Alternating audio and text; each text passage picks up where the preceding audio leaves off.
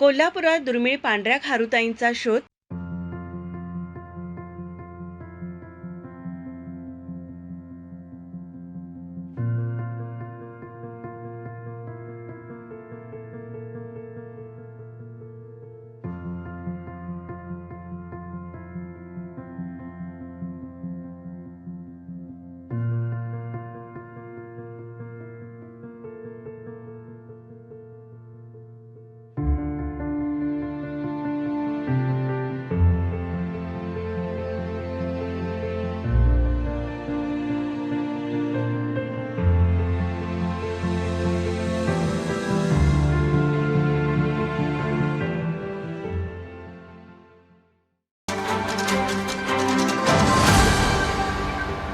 कोल्हापूर शहरातील मानवी वस्तीजवळ आढळलेल्या पांढऱ्या रंगाच्या दुर्मिळ खारुताईंच्या निरीक्षणाने वन्यजीव अभ्यासकांचे लक्ष वेधले आहे. पक्षी निरीक्षण करत असताना मयुरेश रामपुरे आणि देवेंद्र भोसले यांना पांढऱ्या रंगाची एक खारुताई दिसली.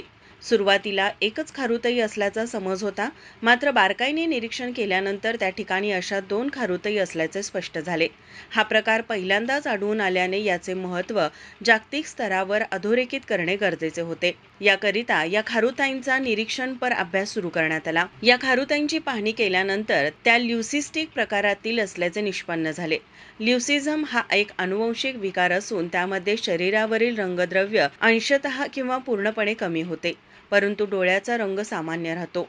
हा दुर्मिळ घटनेचे महत्त्व लक्षात घेऊन संबंधित ठिकाणी पुढील निरीक्षण सुरू करण्यात आले.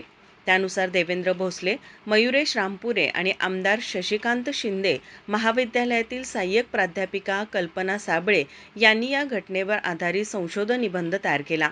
हा निबंध आंतरराष्ट्रीय मेडिका या जर्नलमध्ये प्रकाशित झाला असून त्याला वैज्ञानिक मान्यता मिळाली आहे.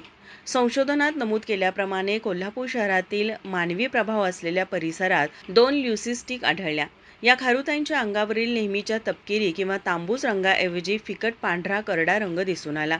तसेच त्यांच्या पाठीवरील वैशिष्ट्यपूर्ण 3 पट्ट्यांचा अभाव आढळला. या अभ्यासात छत्रपती वाईल्डलाईफ फाउंडेशन, सह्याद्री शिलेदार सेवा ट्रस्ट तसेच कोल्हापूर अमेचर फोटोग्राफर असोसिएशनचे आशुतोष सूर्यवंशी, विनायक आळवेकर, शिरीष रामपुरे, ओंकार काटकर आणि शुभम कोठावळे यांनी सहभाग घेतला. मेढा येथील सहाय्यक प्राध्यापक ओंकार यादव यांचे मार्गदर्शन लाभले असून कोल्हापूर वनविभाग तसेच तत्कालीन उपवनसंरक्षक कमलेश पाटील आणि वनक्षेत्रपाल रमेश कांबळे यांनी सहकार्य केले.